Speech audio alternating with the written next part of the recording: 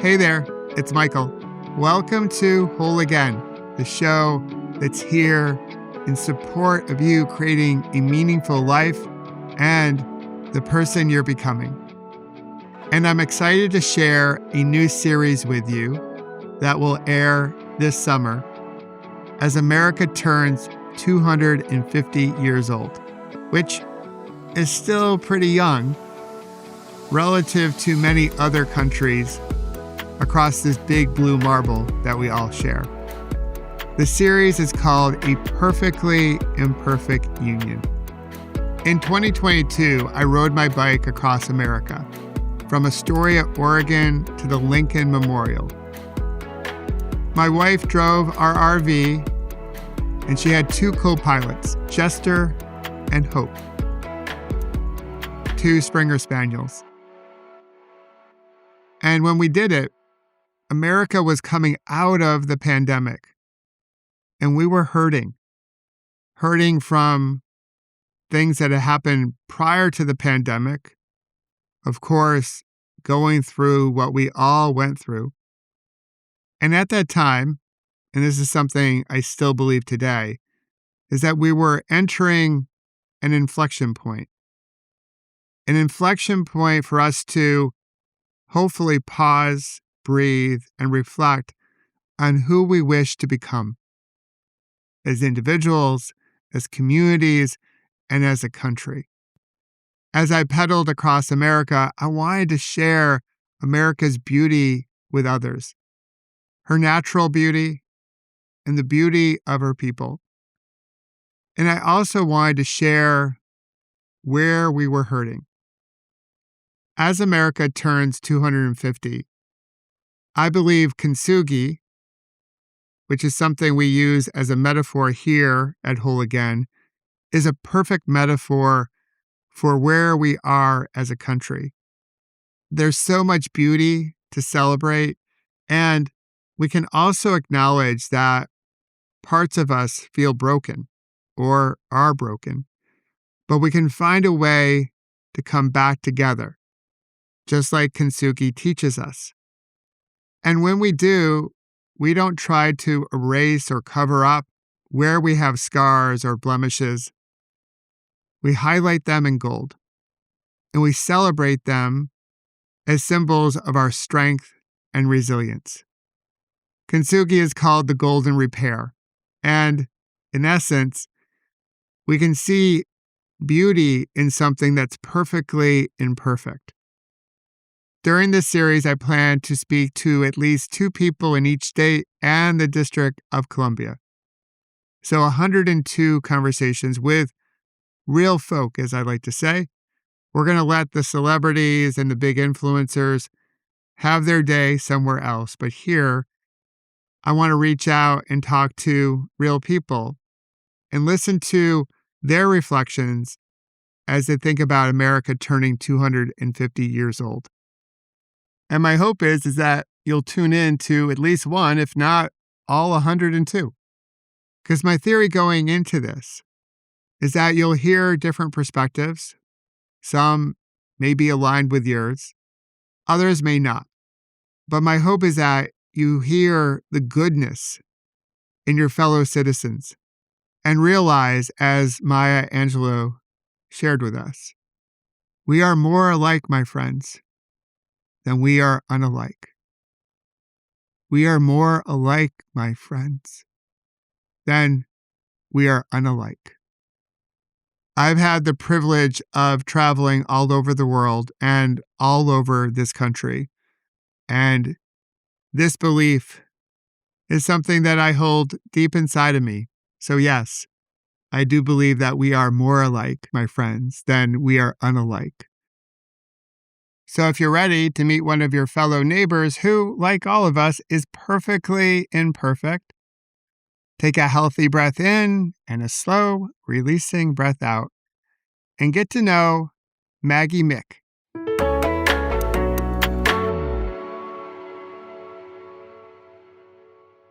Maggie, my friend, thank you for joining me on this series of Perfectly Imperfect Union. How are you feeling today? Having a fantastic day. It's great to be with you. Thank you for the invitation. Yeah, I'm so grateful that you accepted because I know it was a random reach out. And so kudos to you for the courage to accept a random request to join me here. It's fantastic. So for those that don't, The aspiration is worthy. And you said yes. Jim O'Brien's, brother from another mother. I'm always going to respond to that. Well, I didn't mention in my note that my dad's name is Jim O'Brien. So when I saw that, I was like, come on. I'm like, I have to reach out to Maggie. Two wonderful This is Jims just in the world. this is just perfect. So for those that don't know you, can you take a moment to introduce who you are and also where do you currently live state-wise? hmm I am Maggie Mick. I live in Lexington, Kentucky. I commute to Washington, D.C. every couple of weeks to my office there. And I am in the leadership group of a wonderful 50-state firm called MultiState. But I am privileged to call Kentucky home and raise my family here.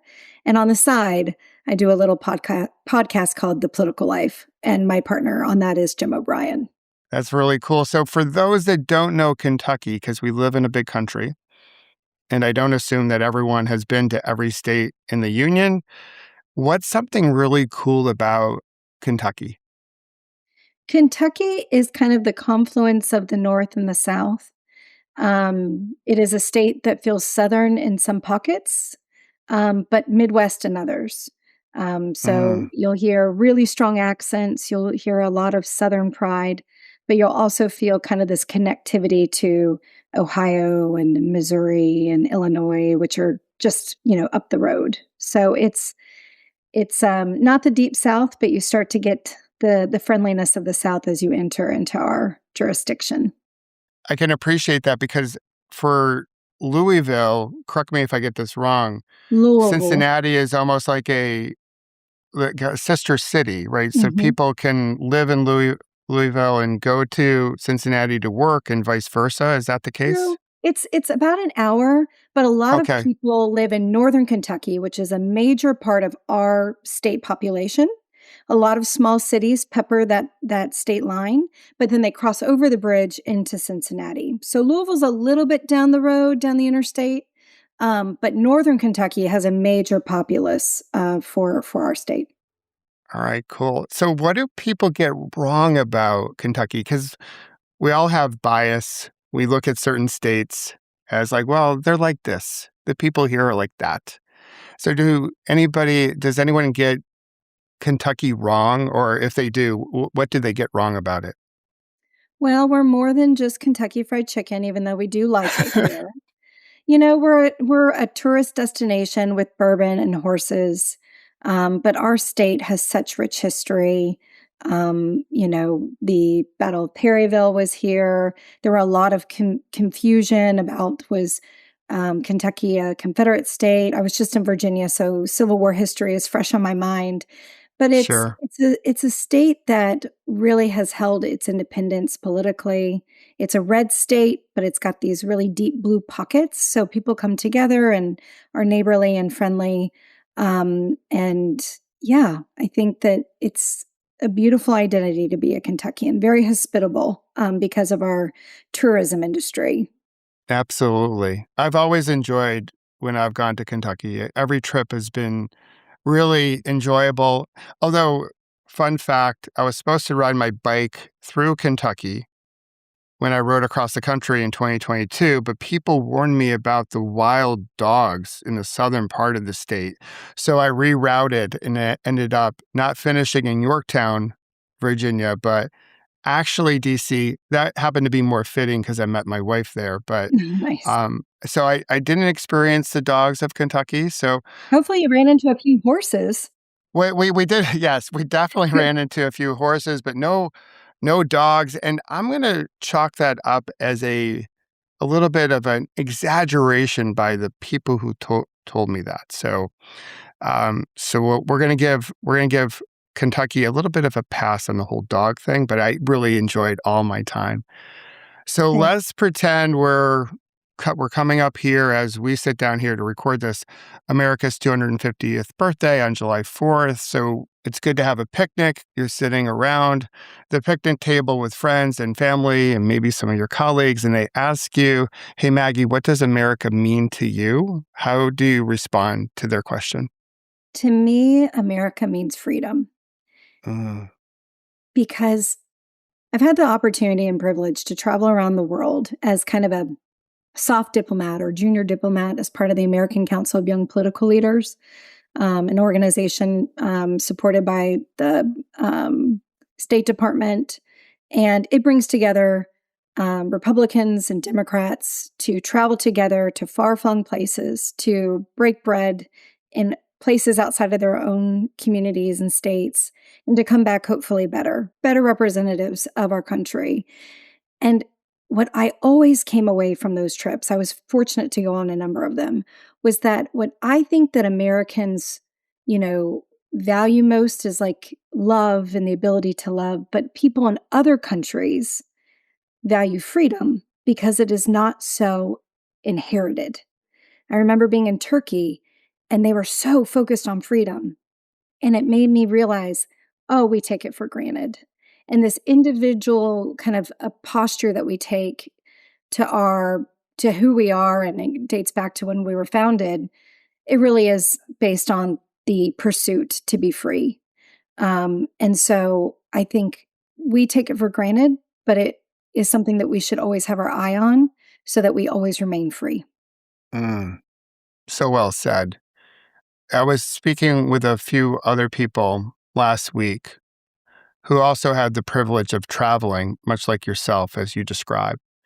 And I think when we travel, when we get outside of this country and we see how it might be in other countries, we can come back and appreciate what we have here and not take it for granted. It opens up our aperture, it opens up our perspective. So I'm grateful that you shared that. I think traveling and getting a passport and going abroad, if you can do that, I think is a really good learning experience. It's the best way you can spend any money you've ever earned is to get out. Yeah, get out and experience, experience what life is like in other places. And you'll also find that like they too sort of want the same things as we do. Mhm.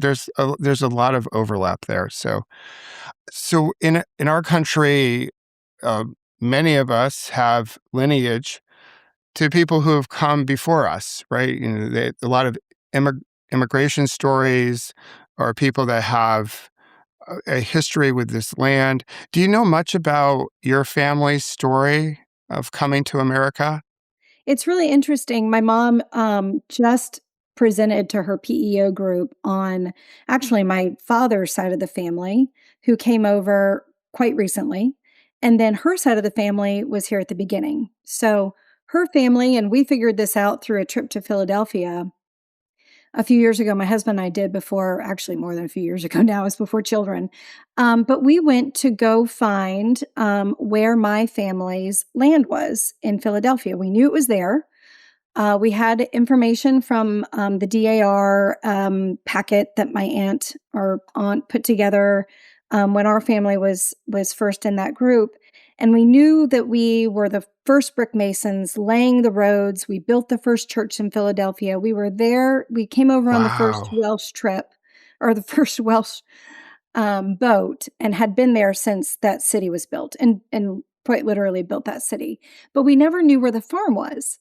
And so we're walking, we're in the completely different neighborhood. And my husband, who's really good on genealogy, called the local historical society and was like, "Can you help us out?" And they very quickly, within an hour, pulled up enough information to say, "You are at First and Market," I think is the intersection. So we go to First and Market, we're walking, and we get to that intersection and we look up, and the farm was where Benjamin Franklin's museum currently is. You know, that frame structure with his house? That's where Yes. my family's farm was. He purchased it 10 years after we left to go to Virginia. And I just always found that to be absolutely just one of my most favorite moments, was to think, wow, yes, I see the bricks that we laid, but to know that Benjamin Franklin, it's Yes. still there. It marks marks the spot. That's very special to our family. And then on my father's side, mom and many others in our family have discovered just incredible history. And she just presented to her PEO group on my great grandfather, Harry Morris, who was an immigrant who came over and was in New York during the first part of the 20th century, during kind of those slum years. Children, were being abandoned. Parents couldn't afford to keep them. And my grandfather, Harry, was put into an orphanage with the promise his parents said, or his mother said, I will come back and get him. I will come back and get him. And by the time she came back, had saved up enough money, got back on her feet, she still had her daughter. He was gone. And he was placed on the orphan train. Many, many, many children, thousands of children were sent out to the Midwest under the premise that the West needed children. There were families that could take them. The Christian Aid Society had shipped them west. And he was on that train and went out and was adopted by a family. And he was put basically in indentured servitude and was abused and malnutritious and had just this incredible childhood and escaped by the help of a neighbor. Wow. And my great grandpa Harry went on to have this incredible life, joined the military at 17, was a hard worker, very industrious, came back to Nebraska and had 9 children, all wonderfully successful, all loved each other. Our family is very close on that side, which I think is just a testament to the type of people that they are and that we are. We all like each other. We all still get together. But he went on to have this incredible journalism career. He was kind of known to be the mayor of Southeast Nebraska. There's now a statue at the Orphan Train Museum in Kansas in his honor. There have been books written about him. He is like the American dream because wow, what a story. he just was such a likable person that remembered everybody's name and knew how to sell papers. And he's quite the inspiration. So we hold Harry in very high regard for such a tough start in life. And the most important thing to that story is that his mother did eventually find him, like decades later. They were reunited. He met his sister, and just an incredible story. But what I found out a few days after that presentation that my mother gave was we were sitting in the room, and there were like, out of 30 women there were like 6 or 7, including my mother and myself, who were all wearing black and white stripes that day. All black and white stripes. And I looked around the room and it was noticeable. And I thought, why are there so many black and white stripes? And my mother had told this story of how the family had escaped this part of Russia to come to New York. And I didn't realize that we were Russian. I did not know that part of the story. It was eventually occupied by the Germans. It is now Germany. But the children of the town that my family escaped as Jewish Americans, I guess I never said that part of the story, but Jewish Americans, was raised Methodist in Nebraska, and we're still Methodist to this day. All of the children in that town were walked into a forest and murdered by the Germans about 4 years after my family escaped. Wow. And I could not help but think the irony that we all decided to wear black and white stripes on this random presentation day. And, it just stuck with me. So I went to like ChatGPT and looked up black and white. I said Jewish people in this town, World War II. Sure. I think that was my, what happened in that town. And that's the history that pulled up. There are pictures of the children being marched into the forest that I saw. And it's just an incredible story of courage to go to America. Yeah, So, absolutely. All the stories of people coming here, such great courage in making that trip. That's not guaranteed. That takes on risk. I so appreciate you sharing both sides of your family. Fascinating history. and just remarkable stories. And I can totally see how you have such admiration for Harry, and just like the ripple effect he has created with Mhm. how he showed up for his life and for the people around him. So thank you so much, Maggie, for sharing that. That's awesome. Thank you for asking. Yeah. So today it's hard to escape or to go through any day without some type of story around AI. Mhm. From the camp of it will free us to the camp that it will destroy us, and then everything in between. So in your work or just your personal take on it, do you have a stance current day as it relates to AI? I don't have a stance on AI. I see it as a amplifier in our work at this point. I think that it is making us a more productive society.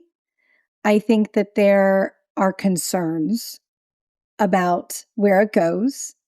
As a mother, I have these questions. Well, what will my children learn? What will my children do? It's all moving so fast. Um, so I think that from the perspective of a mother, I have probably more anxiety around it. From the perspective as a professional, I'm excited by it. And I just hope that it becomes an accelerant and not a deterrent. Yeah, I hear you on that.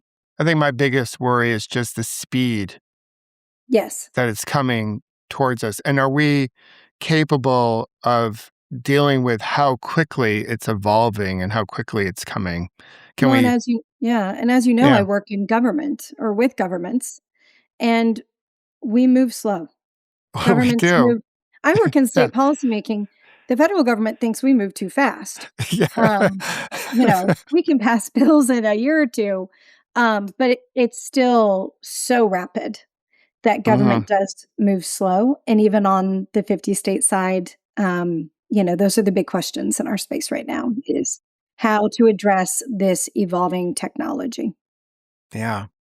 One question I've been asking folks, knowing that at any point in our history, things are not always perfect across the board. There's ragged edges and there's things that need to be addressed. And there can be a menu that people can choose from. If there is there something that you would like to see us work on to help us heal or come together, be connected? Maybe not in a perfect way, but in a meaningful first step. As you know, I use the Japanese art form of kintsugi as a metaphor for this series, acknowledging that we all have blemishes and wrinkles and gray hairs and scars, and then we can work on them and not hide them, but they're actually illustrations of our strength and resilience. So I didn't know what comes to mind for you in terms of like working on something that could make a meaningful difference in helping us become more connected, if you will. Yes.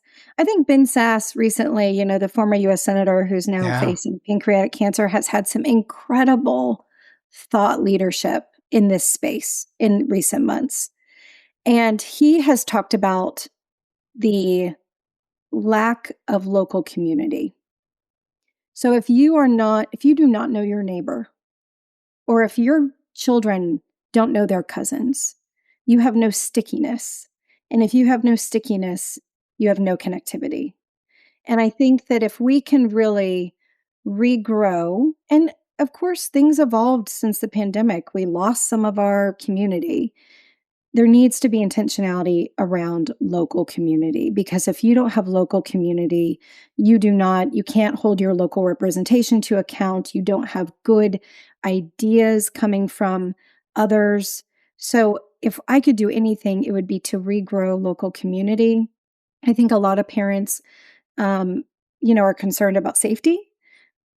I think that we've had a lot of gun issues in this country. So large gatherings, people don't gather in large spaces as much as they used to. I get so excited when I do see a successful large event get pulled off and a Taylor Swift concert. I mean, people are still high from those. Like Absolutely. Yes. shared Yeah. shared experience is so important to humanity. but people have such high anxiety based on what we've been through, the pandemic and violence and that sort of thing. So if I could wave a magic wand, it would be ways to build local community again. Yeah, I hear you. As a father of two Swifties, I will echo and validate the vibe and the energy that comes off of going to a Taylor Swift concert. And as I record this, I'm right outside of New York City. So New York is all abuzz around their beloved New York Knicks. So it really has brought the city of New Mhm. York together. And well, at least from my perspective, like nothing else since 9/11, right? Yep. It's like that was a moment, obviously very horrific situation that brought the city together, and the Knicks are doing it now. So we'll see That's how why the rest of mixing culture is so important yes, because it yeah, connects. It yeah, it connects. does, yeah, If you like the same musician, it doesn't really matter if you're a Democrat or Republican. You're gonna bond over something shared. And that's why culture and arts and sports are so important. And when we think about AI, I was talking to a fellow parent about this weekend. It's the arts that may remain some of our most human forward um, ways of working, living that keep us connected. yeah. I hear you on that. I also appreciate you mentioned Ben and his work and just his his courage sharing his battle with his cancer and just well the technology behind his treatment and the fact that he's still with us and his messages that I've heard many a interview from with Mhm. him, and I think what he's sharing right now, hopefully to leave a ripple effect long after he's gone, is worth listening to, Mhm. regardless of what state you happen to live in. So we'll finish up here with a couple fun questions. Since we're celebrating a birthday, generally speaking, people have cake. Mhm. So the question, Maggie, to you is, what kind of cake are you serving for America's 250th? And as we blow out 250 candles, what's your wish for the country? My favorite cake is pistachios from Martine's Bakery here in Lexington, Kentucky. We have it every Ah, time we have cake, much to the chagrin of mm, my husband. that that sounds pretty delicious, and it's the first pistachio reference I've gotten Oh, on this series, so it is the best. I might have to check that out. And thankfully, we have a lot of July birthdays in our family, so we'll probably have pistachio cake on July 4th. All right, that works. Um, if I could make a wish for the country, it would be for everyone to go back to our founding principles of freedom, liberty, pursuit of happiness. Let us not be so focused on the next thing. We are all so busy that we're not really enjoying the freedom that we so just inherently have.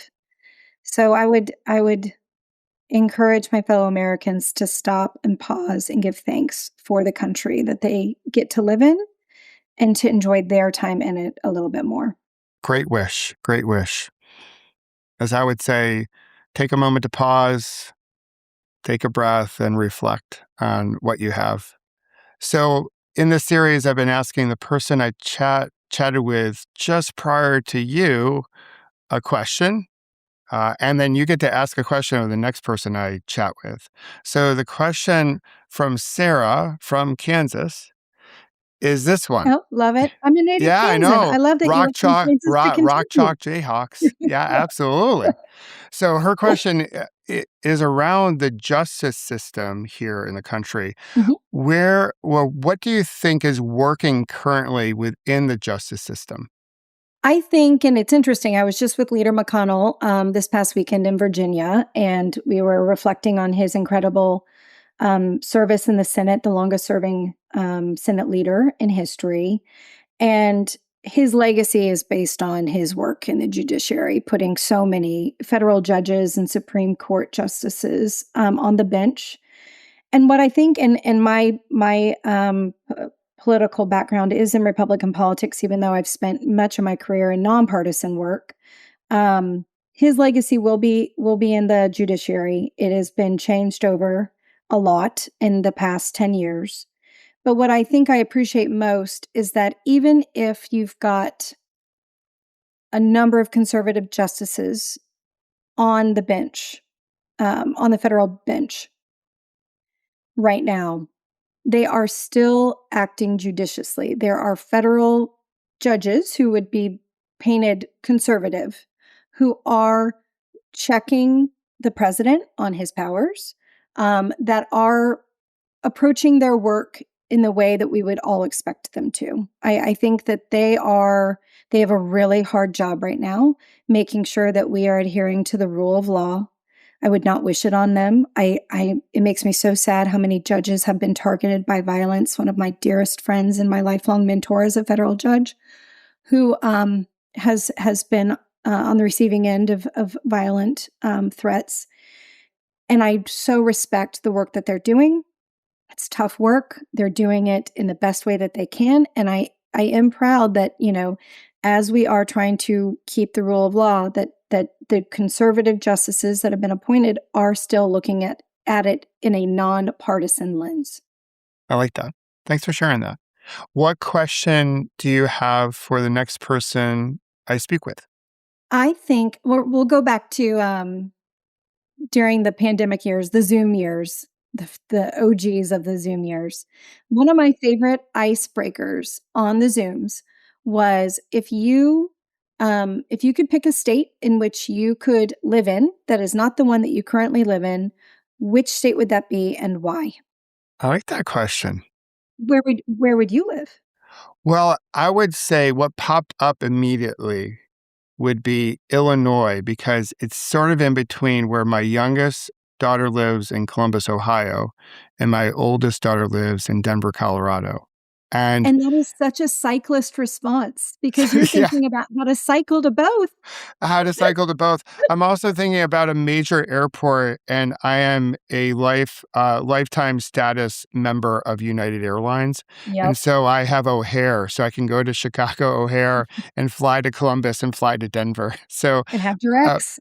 I have directs, yes. So that is my response. Although at my age, I am growing tired of really brutal winters. I know. I'm not willing or ready. Actually, I'm not ready nor willing and never will be to go way down south into, say, Arizona and Florida, because if I go down there, I'll melt. I have Irish DNA. I don't do well when it gets super hot, so I'm not going to go down there, but I got to find a place where the weather is a little bit more moderate. And I'm getting not so crazy about some brutal winter. So Chicago may not be it, but as far as proximity to my daughters, Yeah. I think that might be a good selection. I was going to say you're probably the only person over 40 that chose somewhere colder. Probably. So where would you go? I always answered Virginia, which is ironic because we were there last Yeah. weekend. I mean, the history of that Commonwealth, it's a bigger state than you would think. You've got the water on one end, you've got the mountains on another, and you can walk back in time. I mean, if you go to the northern neck of Virginia, I mean, it's a destination. There's one way in, one way out, Mm-hmm. but you are walking back to 1500. It's amazing. Absolutely. Yeah, it's a great history. I was down in the Shenandoah Valley last month, went down to do a talk, and it was like going back home since I went to college down there. It always feels it it could be 6 months or 6 years since the last time I went down. Every time I go down, it feels like, oh yeah, this feels familiar, feels Mhm. safe. It feels like a second home. So who knows? Yeah. It could be Virginia, but my wife definitely has a big vote in this whole conversation about where we go next. So we'll see how this conversation ends up. So Maggie, thanks for joining me on this series and the work that you're doing and the ripple effect you're putting into the world and helping us form a more perfectly imperfect union. So I appreciate you. And again, thanks for being here. Thank you, Michael. It was an honor.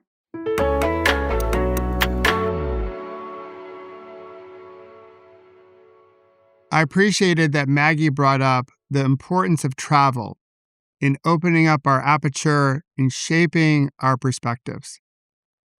Other people have brought it up in this series, and I think when we get to the end, that might be a real takeaway. If possible, I would strongly encourage people to travel in this country, travel outside the country. When we travel outside our normal grooves, we see things differently. And I think there's real value in that.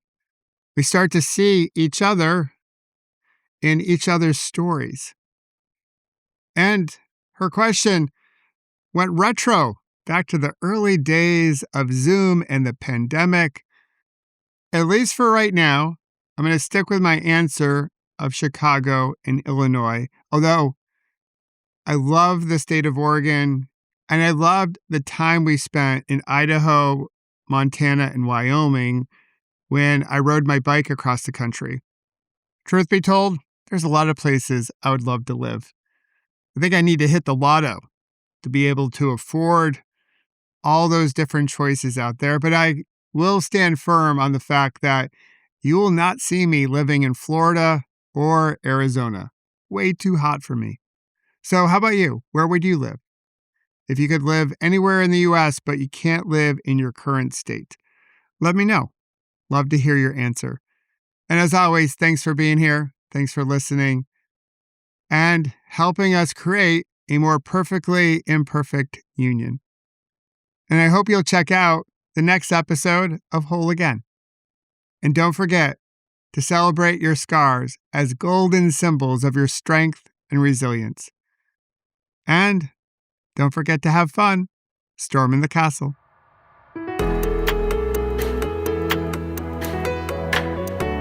And if you wish to learn more about creating beautiful ripples and how to prevent a bad moment from turning into a bad day, please visit my website, michaelobrienshift.com, and sign up for my newsletter called The Ripple Effect.